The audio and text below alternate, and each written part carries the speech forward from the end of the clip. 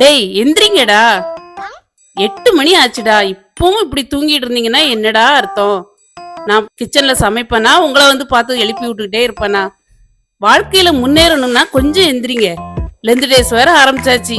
இப்பவாவது எந்திரிச்சு கொஞ்சம் சர்ச்சுக்கு போனோமா, பைபிளை வாசித்தோமா, ஜெபம் பண்ணோமா? ஒண்ணும் கிடையாது. மற்ற நேரத்துல எல்லாம் பண்ணலாட்டா கூட இந்த நேரத்துலயாவது கொஞ்சம் ஜெபம் பண்ணுங்கடா. அப்பதாடா வாழ்க்கையில மேல வர முடியும். ஏன்டா இப்படி இருக்கீங்க? போமா தூங்கணும்.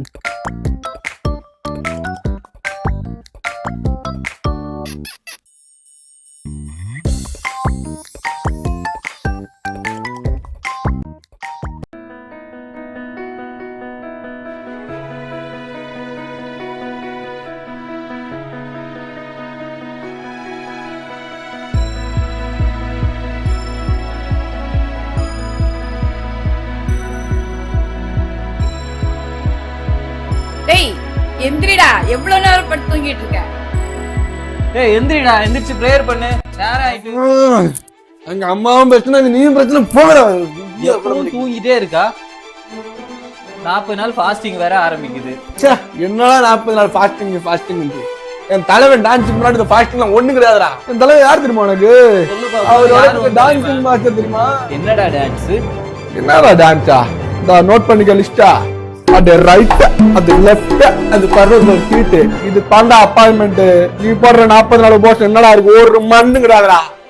என் தலைவன் பவர் இதுக்கும் மேல இருக்கு, தெரியும்ல? இப்படி சொல்லி சொல்லி பரலோகத்தை இழந்துடாதீங்க. பரவாயில்ல, எங்க தலைவன் அப்பாயின்மெண்ட் எப்பவுமே வாங்கி வச்சுட்டாரா.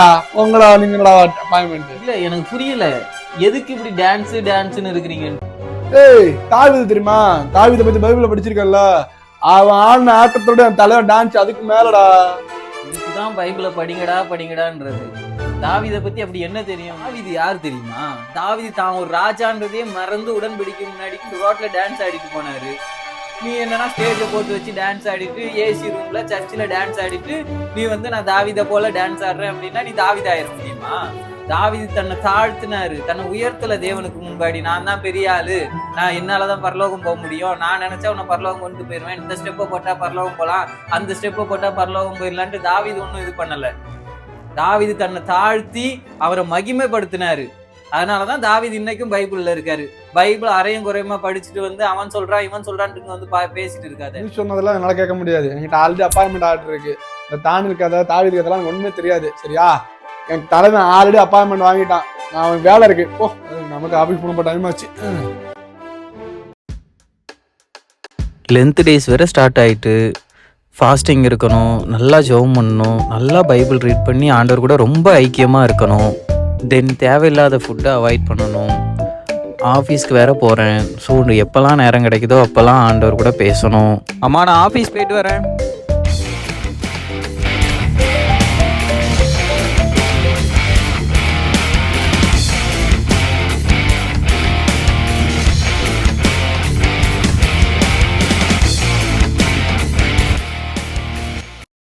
எனக்காக யாவையும் செய்பவரே, செய்து முடிப்பவரே, என் பாரங்கள் என் சுமை.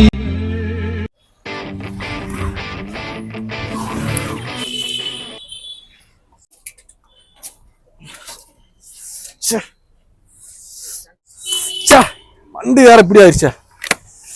என்ன பண்றதுன்னு தெரியல.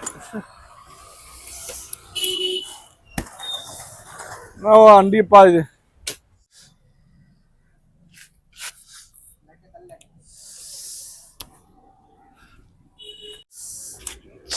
வண்டி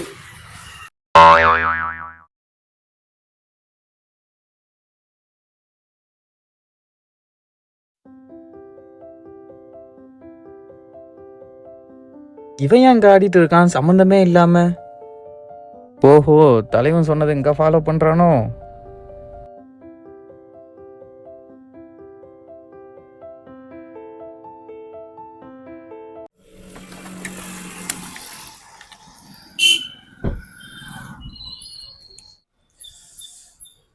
என்னடா என்னாச்சு?